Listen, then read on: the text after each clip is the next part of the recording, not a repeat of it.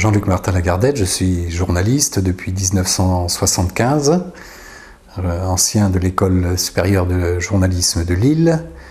J'ai travaillé ensuite dans la presse locale, dans un grand quotidien régional, avant de venir à Paris travailler dans la presse professionnelle, dans un premier temps pour un magazine pour les professionnels des collectivités locales. Puis ensuite, j'ai rejoint, à l'époque de sa création, le magazine Décision Environnement. Ensuite, pendant 10 ans, j'ai été pigiste. En même temps, j'avais toujours des activités de formateur en journalisme.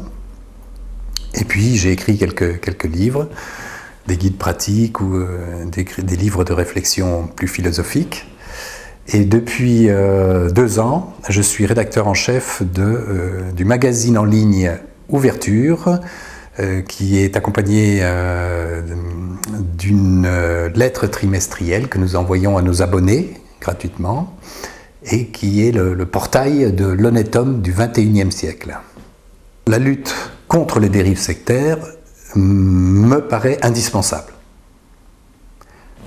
Pour moi, c'est légitime que le gouvernement, que certaines institutions veillent à ce que des charlatans pour la question des thérapies naturelles ou différentes ne sévissent pas et n'abusent pas de la crédulité des populations. De même, il est important que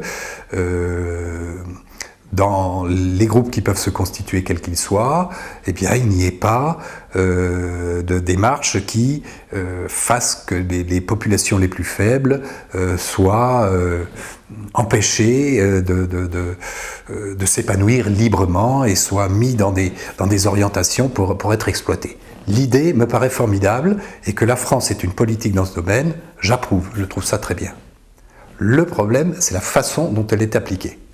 Parce qu'il ne s'agit absolument pas, en fait, selon ce qui est dit, de lutte contre les dérives sectaires, mais de lutte contre les sectes. On lutte en fait contre des minorités spirituelles.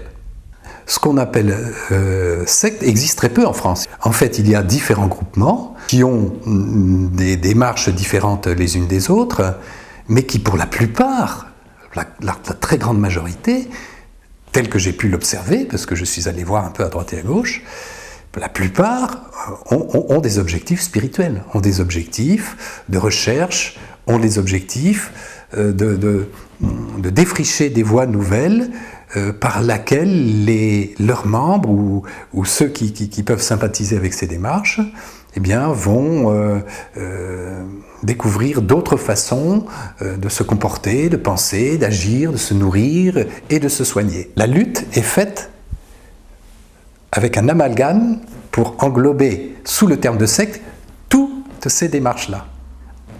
S'il était question de lutter contre les dérives sectaires, eh bien on lutterait contre les dérives sectaires partout. Non, on lutte contre les dérives sectaires uniquement quand il s'agit de mouvements spirituels. C'est donc bien la preuve manifeste qu'il y a une haine des sectes, une peur des sectes, une phobie des sectes en France, qui fait que le dossier est complètement pourri.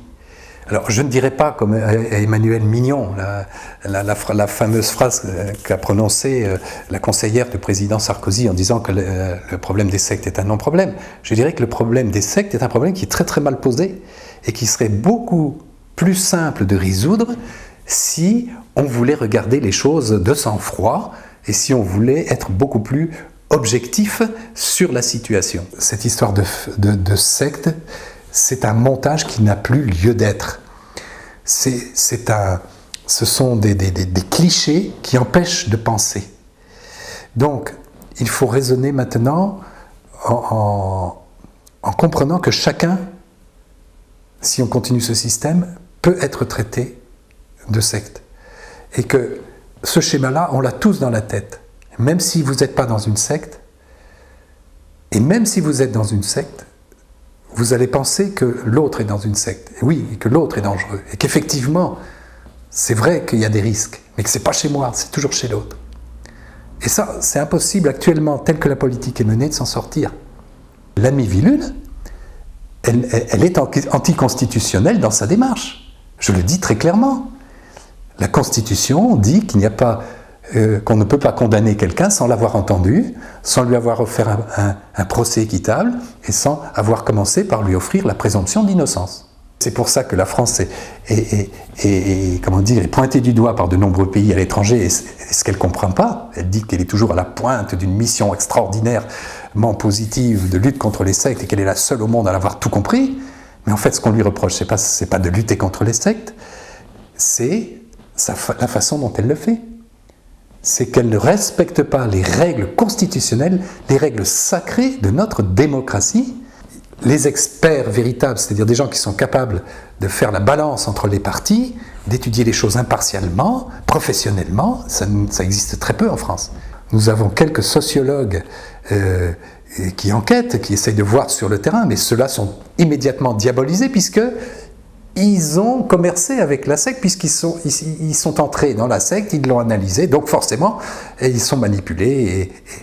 Donc, il faut arriver à sortir de ça par l'information, par l'écoute des thèses contradictoires en présence. La Miviludes n'a jamais accepté le contradictoire. Jamais. La DFI, pareil. La DFI, on ne parle pas avec ces gens-là parce qu'ils sont tellement forts qu'ils vont vous embrouiller. Le grand dada maintenant de la Miviludes, c'est de dire les sectes qui veulent faire de l'argent ont vu que le domaine de la formation, il y avait un paquet de fric à se faire, donc elles se sont engouffrées dans ce truc-là. Et donc, c'est amusant de voir parmi les critères que définit la Miviludes pour alerter sur le risque sectaire, il y a par exemple la connaissance de soi, réflexion sur le sens de la vie, tout ce qui est développement personnel, tout ce qui est étude de son propre comportement, quoi. Donc, devient sectaire celui qui s'interroge sur lui-même et qui marche pas, qui ne suit pas les directives de la société dans son ensemble et de la société en particulier dans laquelle il travaille. Depuis mon entrée à l'école de journalisme de Lille, je me suis intéressé à la déontologie du métier, autrement dit aux conditions d'exercice du métier. Nous étions quelques étudiants à critiquer fortement le fait que cette école nous formait à rentrer dans le moule des médias tels qu'ils étaient sans produire une réflexion de fond sur le rôle de l'information dans une démocratie. La plupart des grands médias sont détenus par des capitaines d'industrie qui sont donc très proches du pouvoir, dont les intérêts sont convergents avec ceux du pouvoir et donc qui non pas censurent les journalistes, c'est plus une autocensure du journaliste qui ne peut plus dire réellement ce qu'il voit, ce qu'il a envie de dire, parce qu'il sait très bien que telle ou telle idée, tel ou tel constat ne pourrait pas passer dans les colonnes de sa presse. La Convention collective nationale des journalistes, c'est-à-dire le document qui régit les relations de travail entre les journalistes et leurs employeurs, stipule bien que le journaliste a une liberté totale d'expression dans la mesure où cette liberté d'expression ne va pas à l'encontre des intérêts du propriétaire du média. De plus en plus de médias sont très très dépendants de la publicité puisqu'ils vivent plus de la publicité que des lecteurs, du soutien de leur lectorat par les abonnements, par les achats qui diminuent d'année en année. Donc c'est un vrai problème puisque la presse perd de plus en plus sa crédibilité. C'est un peu un serpent qui se mord la queue parce que plus elle perd sa crédibilité auprès des lecteurs, plus elle est obligée de recourir à la publicité et plus la publicité oriente plus ou moins directement. J'ai parlé de l'autocensure, c'est quelque chose qui marche beaucoup, oriente plus ou moins directement donc le contenu des articles. Le journaliste français sait depuis longtemps que la vérité n'est pas atteignable. Donc il ne cherche plus la vérité. Mais il l'a remplacée par rien. Il dit simplement « je m'engage à être honnête ». Mais ça met tout en l'air. Parce que si on ne cherche pas la vérité, on a son honnêteté par rapport à ses croyances, par rapport à ses convictions, et non plus par rapport à ce qui est. En tant que journaliste, je sais que je suis un professionnel de la manipulation. Donnez-moi n'importe quel fait, Je vous en tire quelque chose de positif ou je vous en tire quelque chose de négatif. Il suffit que je le décide. Je trouverai autant d'éléments pour prouver l'un que l'autre. Tous mes confrères savent très bien que quand ils enquêtent sur quelque chose, ils peuvent aussi bien détruire que construire. Ça dépend de leur point de vue. Actuellement, le point de vue des journalistes, c'est détruire les sectes. Je m'adresse là à mes confrères, à la presse. Prenez déjà vos informations aux différentes sources. Ne vous contentez pas de ce que vous dit la DFI, la Miviludes quand il est question de secte, ni le Conseil de l'ordre des médecins.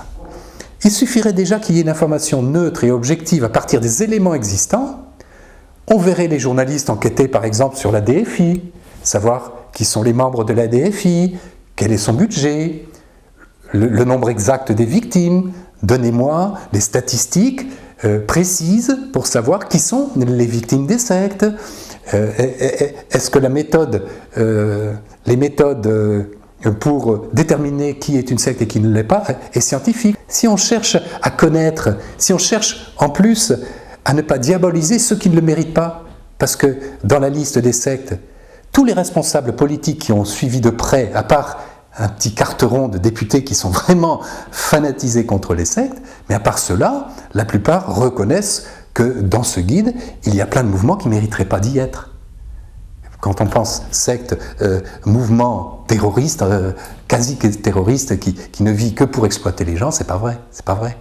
Il y a plein de gens qui pourraient parler autrement, qui pourraient dire que les choses en France sont arrivées à un point complètement aberrant dans cette politique anti-secte.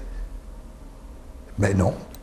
La facilité, la paresse, qui sont les deux principaux défauts que Kant avait mis en avant dans son fameux écrit « Qu'est-ce que les Lumières ?» Quels sont les principaux défauts des hommes par rapport à la lumière? C'est la lâcheté et la paresse.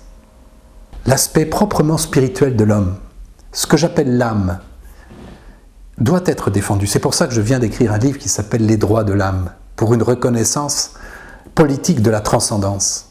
On est là à vouloir faire peur aux gens en disant « Attention, n'allez pas dans toutes ces nouveautés, faites attention à tous ces groupements que nous nommons sectes pour bien jeter la peur et effrayer les populations et dire que c'est des manipulateurs qui vont prendre et votre argent et votre vie, sans voir que derrière, il y a des individus, des hommes, des femmes, des enfants, des familles, des amis, des gens, des personnes humaines, qui ont des convictions, oui, fortes parfois. Alors qui a raison? Celui qui cherche honnêtement, il ne trouve pas un environnement apaisé où il va pouvoir faire son choix en toute connaissance de cause, où il peut y avoir une sorte de marché des spiritualités, où chacun est à égalité et chacun défend sa vision avec ses moyens. Là, on est en France, il y a des bons et il y a des mauvais, c'est très manichéen.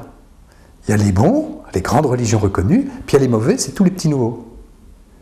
Dans le Figaro du 11 septembre 2009, quand nous perdons notre capacité à engager une conversation civile les uns avec les autres sur les sujets d'importance réelle, nous ne perdons pas seulement notre capacité à relever de grands défis, nous perdons quelque chose d'essentiel à propos de nous-mêmes. Je trouve que c'est une très belle phrase, elle a été prononcée par M. Barack Obama à propos du débat sur son système de santé. Mais je trouve que la France, si elle n'est pas capable de discuter avec ses enfants qui sont dans des contextes un peu différents, qui ont des pensées étranges, si elle n'est pas capable de les écouter et que si elle ne veut que les exclure et les diaboliser, non seulement elle n'arrivera pas à relever le défi de la cohabitation des différentes pensées, mais en plus elle perd de son âme, l'âme de la démocratie, l'âme des Lumières, l'âme des droits de l'homme, qui dit que chaque homme a le droit d'être entendu, de défendre son dossier dans des conditions équitables. Jean-Luc Martin Lagardette a publié plusieurs ouvrages. Vrai comme l'info en 2001, L'information responsable en 2006, Comment va Youri en 2007, Vadémécum de l'eau et Les droits de l'âme en 2008, et enfin, Le guide de l'écriture journalistique et Évolution et finalité, Darwin, Monod, Dieu en 2009.